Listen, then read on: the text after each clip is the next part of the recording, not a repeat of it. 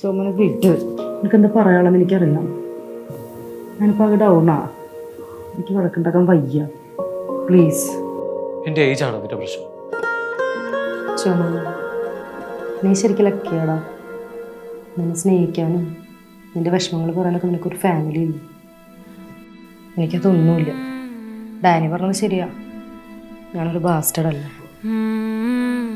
എനിക്ക് തന്നോടൊരു ഇഷ്ടം തോന്നി, ഞാൻ അത് പറഞ്ഞു. എൽസിയുടെ ഫാമിലി ഹിസ്റ്ററി എനിക്കൊരു പ്രശ്നമല്ല. ഇതൊക്കെ നിനക്ക് ഇപ്പം എന്നോട് തോന്നുന്നത് ഒരു ഇൻഫാക്ച്വേഷൻ മാത്രമാണ്. അതൊക്കെ ഞാൻ അങ്ങനെയാണ് കരുതിയത്.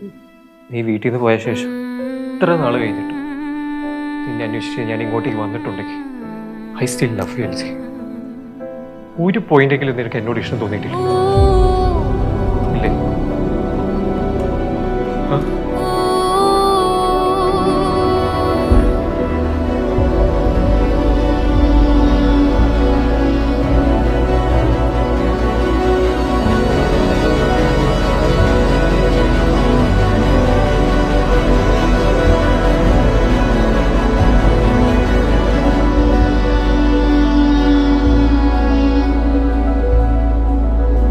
പ്രണയിക്കുന്നവർക്ക് ചുറ്റും രണ്ട് തരം ആൾക്കാരായിരിക്കും ഉണ്ടാവുക. ഒന്ന് സപ്പോർട്ട് ചെയ്യുന്നവർ, രണ്ട് എതിർക്കുന്നവർ. എനിക്ക് ജീവനുള്ളിടത്തോളം ഞാൻ സമ്മതിക്കൂല. പിന്നെ അവളായിട്ട് ഇനി എനിക്കൊരു ബന്ധമില്ല, നിനക്കും വേണ്ട. എതിർക്കുന്നവർ എതിർപ്പൊക്കെ കാലം തന്നെ വായിച്ചോളൂ. ദാ ഇതുപോലെ. കുറച്ചാളതിനിപ്പം ആവേശമൊക്കെ പോയി. And I started missing Jomon. കുഞ്ഞായിരുന്നപ്പോൾ തൊട്ട് അവനോട് വഴക്കിട്ടാലും അത് മാറുന്നവരെ ലൈഫിലൊരു ബ്ലാങ്ക്നെസ് ആണ്. അതുപോലെ ഇപ്പോൾ അവർ അക്സെപ്റ്റ് ചെയ്യാൻ ഞാനും തീരുമാനിച്ചു. എൻ്റെ ദേഷ്യമൊന്നും മാറിയിട്ടൊന്നുമില്ല.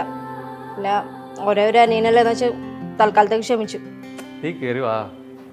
എൻ്റെ മുന്നേച്ച് നിങ്ങളുടെ പരിപാടിയൊന്നും നടക്കൂല. ഓക്കെ അല്ലേ? ഓക്കെ ഇരിക്കല്ലോ. ഞാൻ ഈ ചെയ്യുന്നത് ശരിയാണോന്നൊന്നും എനിക്കറിയില്ല. അതെത്ര പേർക്ക് അക്സെപ്റ്റബിൾ ആവുമെന്നും എനിക്കറിയില്ല. എൻ്റെ ബെസ്റ്റ് ഫ്രണ്ടും എൻ്റെ അനിയനും തമ്മിൽ റിലേഷൻഷിപ്പിലാണ്. Which may feel awkward, but now this is just now signing off from the life of my best friend Elsie and my Alavalade and Joma with love.